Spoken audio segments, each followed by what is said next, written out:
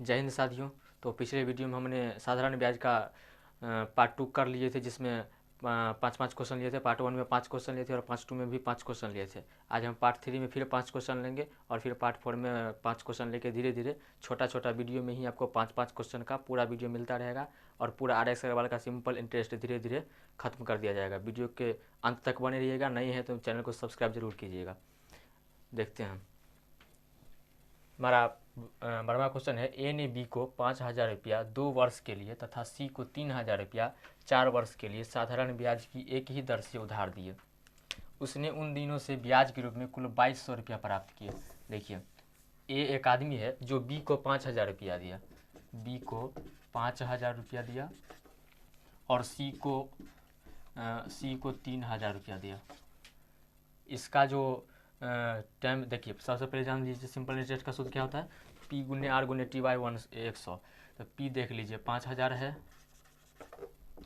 Are नहीं पता है हमको, टाइम पता है 2 वर्ष, और आर नहीं पता है तो आर को हम वैसे ही छोड़ देते हैं और बट्टे में 100। फिर सी को देख लीजिए, सी को दिया है 3,000 रुपया, 3,000 गुने कितने दिन के लिए, 4 वर्ष के लिए, और आर हमको रेट नहीं पता है, बट्टे में 100। अब बोल रहा है कि साधारण ब्याज की एक ही दर से उधार दिए। उसने उन दिनों से ब्याज के रूप में कुल 2,200 रुपया प्राप्त किया। ये दोनों को मिला के 2,200 रुपया प्राप्त किया। ए इन दोनों को मिला के कितना रुपया ब्याज का प्राप्त किया, 2,200 रुपया। अब देख लीजिए, इसको हम कैलकुलेट करेंगे तो ये 2 जीरो से ये 2 जीरो से चला जाएगा, ये 2 जीरो से ये 2 जीरो चला जाएगा, और हम फिर गुना करेंगे तो 50 दूना 100 आर और प्लस 30 चौके 120 आर बराबर 2,200। इसको जोड़ेंगे तो हो जाएगा 220 आर बराबर 2,200। 2,200 को 220 बार से भाग देंगे तो हो जाएगा 10। आर बराबर 10%। हमारा पहला क्वेश्चन कंप्लीट हो गया। इसी तरीक़ा से दूसरा क्वेश्चन भी कंप्लीट होगा। लास्ट तक बने रहिएगा वीडियो को। 2,500 रुपया पर 6 वर्ष में उपचित साधारण ब्याज 1,875 रुपया है। इसी दर पर इतने ही समय के लिए 6,875 पर कितना साधारण ब्याज उपचित होगा। देख लीजिए, सिंपल सा क्वेश्चन है, बिल्कुल ध्यान से देखिएगा। 2,500 रुपया पर देख लीजिए, पी दिया हुआ है 2,500 रुपया, पी मतलब प्रिंसिपल जिसको बोला जाता है हिंदी में मूलधन, और टाइम दिए हुआ है 6 वर्ष। इसका साधारण ब्याज कितना दिया है, इसका जो साधारण ब्याज है वो दिया है 1,875 रुपया। देखिए, हमको पी पता है, टी पता है, हमको आर पता ही नहीं है, क्योंकि देखिए सिंपल इंटरेस्ट का सूत्र क्या होता है, पी गुने आर गुने टी बटे 100। हम जानते हैं पी गुने आर गुने टी बटे 100। देख लीजिए, पी दिया है 2,500, आर नहीं पता है तो आर को छोड़ देते हैं, टी है 6 वर्ष बटे में 100। इसका साधारण ब्याज कितना दे दिया है, 1,875 रुपया। इसको जो हम कैलकुलेट करेंगे तो ये 2 जीरो से ये 2 जीरो कट जाएगा, और इसको 25 से इसको भागा देंगे तो 25 सत्ते 175 और 12 87, तो 12 इसमें चल जाएगा तो हो जाएगा 125, तो 25 पंचे 125। इधर हम कैलकुलेट करेंगे तो हो जाएगा आर बराबर 75 बटे 6। इसको काटेंगे तो 2 तिया 6 और 25 तिया 75। हमारा आर हो गया 25 बटे 2%। बोल रहा है कि इसी दर पर, अर्थात इसी दर पर इतने ही समय के लिए 6,875 पर कितना ब्याज होगा। बिल्कुल ध्यान से देखिएगा। देखिए, अब हमको अब 2,500 की जगह 6,875 देना है।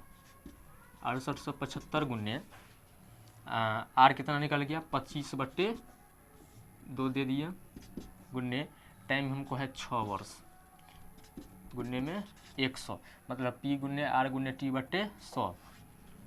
इसका हम ब्याज निकालेंगे तो देखिए कैलकुलेट करेंगे तो हो जाएगा 2 तिया 6, 25 चौके 100। इसको इससे कैलकुलेट करेंगे तो हो जाएगा 4 एकन 4, 4 सत्ते 28, फिर होगा इसमें 4 एकन 4, इसमें बचा तो 4 अट्ठे 32 दशमलव 4 सत्ते 28, 4 पंचे 20, 1,718.75 गुने 3। इसको गुना करेंगे तो आएगा 5 या 15 का 5 हासिल 1, 7 या 21, 1 22 का 2 हासिल 2, 8 या 24, 26 का 6 हासिल 2, 3 1 3 2 5, 7 या 21 के 1 हासिल 2, 5 3 1 3 2 5, 51 से 56.25 बिल्कुल आसान भाषा में, सवाल कैसा भी रहे लेकिन हम आपको एकदम बिल्कुल आसान भाषा में बना देंगे, बिल्कुल ध्यान से देखिएगा।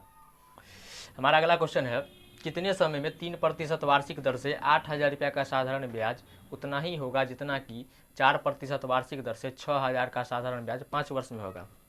बिल्कुल आसान भाषा में आपको समझा देंगे, बोर्ड पर एकदम ध्यान से देखिएगा, कहीं जाना नहीं है, आराम से देखिए। कितने समय में 3% वार्षिक दर से 8,000 रुपये का साधारण ब्याज उतना ही होगा जितना कि 4% वार्षिक दर से 6,000 का 5 वर्ष में होता है। देखिए इसको हम निकालते हैं तो सूत्र तो हम जानबे करते हैं, ऐसा है बराबर P गुने R गुने T बट्टे 100 होता है।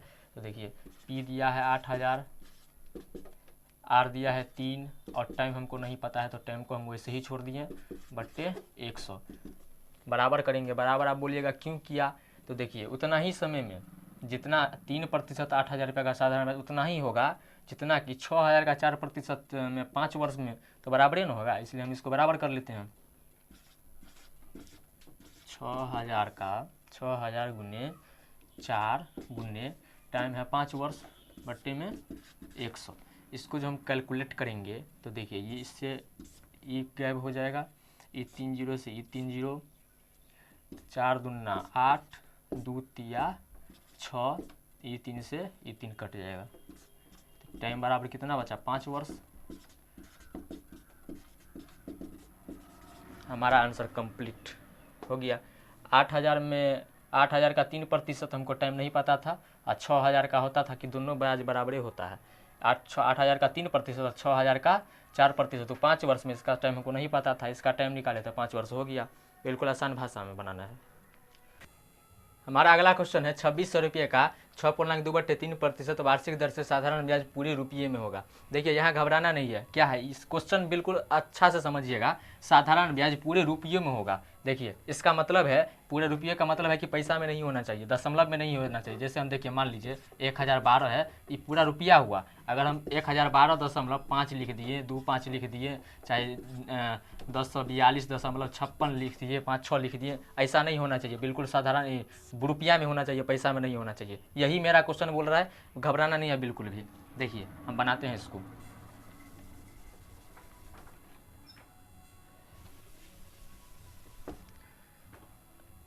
बोलिए देखिए 2,600 का साधारण ब्याज 6.2/3, तो देखिए हमारा P है 2,600 रुपया और रेट है 20/3%।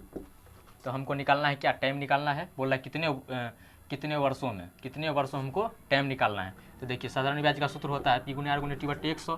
तो देखिए हम 2,600 गुने R है 20/3, तो 20/3 गुने यहाँ पर हम इसको खाली स्थान छोड़ देते हैं, गुने में 100। हम इसको खाली स्थान क्यों छोड़े, क्योंकि हमको कितने वर्षों में बोल रहा है कि रुपया में होना चाहिए, कितने वर्षों में इसका साधारण ब्याज रुपया में होगा। हमको ऐसा यहाँ वैल्यू देना है कि इसका और ये वैल्यू ख़त्म हो जाए तब रुपया में आएगा ना। तो देखिए हम इसको क्या बोल रहा है, कम से कम इसको हम क्या लेंगे, अगर हम 3 से इसको काटेंगे या तो यहाँ 3 दें या 6 दें।